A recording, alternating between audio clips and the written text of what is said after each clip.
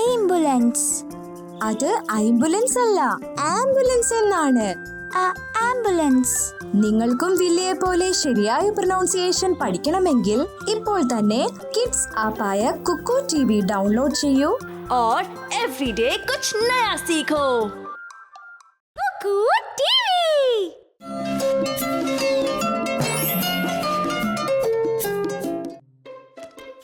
കുട്ടികളെ, എന്തിനാ നിങ്ങൾ ഇങ്ങനെ ഓടി വരുന്നത്? അച്ഛാ, വേഗം വാ, നമുക്ക് വീട്ടിലേക്ക് പോകാം. കാരണം പറ. അച്ഛാ, ഞങ്ങൾ ക്രിക്കറ്റ് കളിക്കുകയായിരുന്നു. ഇവൻ വേഗം ബോൾ അടിച്ചു. ബോൾ കൊണ്ട് ഗുപ്തയുടെ വീട്ടിലെ ജനൽ പൊട്ടി.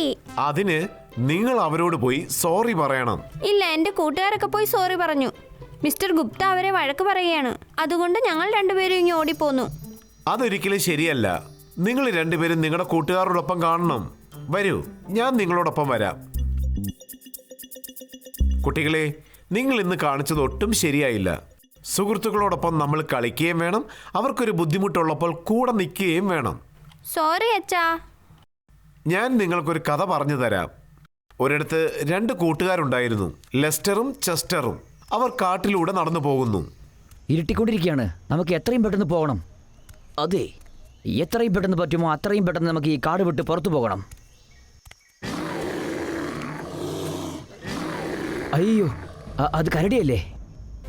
ലെസ്റ്റർ, സമാധാനിക്ക്, കരയല്ലേ? ഇല്ല ഇല്ല ഇല്ല. സോറി ചെസ്റ്റർ, ഞാനിവിടുന്ന് ഓടിയേക്കാം. ഞാൻ എന്ത് ചെയ്യാനാ? എന്നെ കൊണ്ട് മരത്തിൽ കയറാൻ പറ്റില്ല. ആ കരടി എന്നെ കാണും. എനിക്ക് നന്നായിട്ട് അറിയാം. കരടി മരിച്ചുപോയ മൃഗങ്ങളെ ഉപദ്രവിക്കില്ല എന്ന് ഞാൻ സ്കൂളിൽ പഠിച്ചിട്ടുണ്ട്. നമുക്കിപ്പോൾ മരിച്ച പോലെ കിടക്കാം.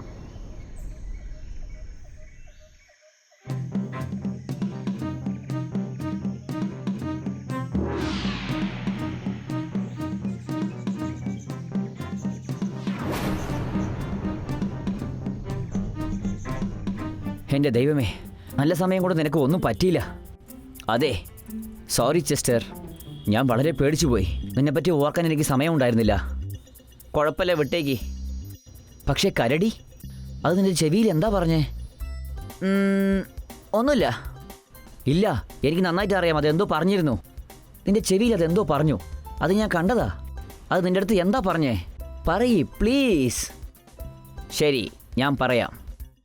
ആ കരടി എൻ്റെ അടുത്ത് പറഞ്ഞു, കഷ്ടകാല സമയത്ത് ഏതൊരു സുഹൃത്താണോ നിന്റെ സഹായത്തിന് ഇല്ലാത്തത്, അങ്ങനെ ഉള്ളവരുടെ അടുത്ത് നിന്ന് കുറച്ച് മാറി നിൽക്കുന്നതാണ് ഏറ്റവും നല്ലത്.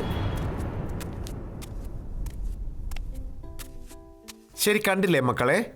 നമുക്കൊരു കഷ്ടപ്പാട് വരുമ്പോൾ നമ്മളെ സഹായിക്കാൻ വരുന്ന ആളാണ് യഥാർത്ഥ സുഹൃത്ത്. അതെ അച്ഛാ, ആപത്തിൽ നമ്മളെ സഹായിക്കുന്ന ആളാണ് യഥാർത്ഥ സുഹൃത്ത്. നീ പറഞ്ഞത് ശരിയാണ് മോനെ.